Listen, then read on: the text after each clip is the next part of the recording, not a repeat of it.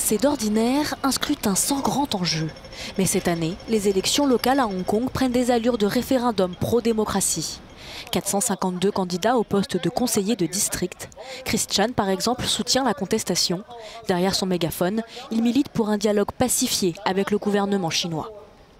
Après un mouvement de cette ampleur, je pense qu'une élection peut en quelque sorte refléter l'opinion publique.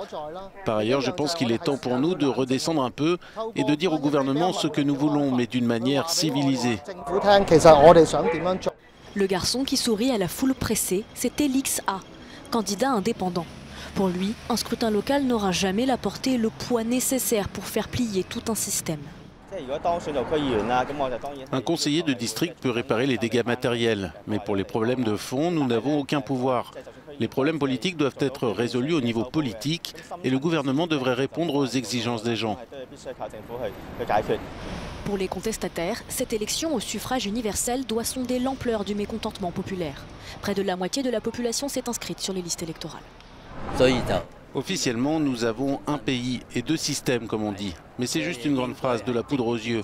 Je pense qu'il faut se mobiliser pour voter pour la démocratie, car c'est un premier pas vers le suffrage universel généralisé.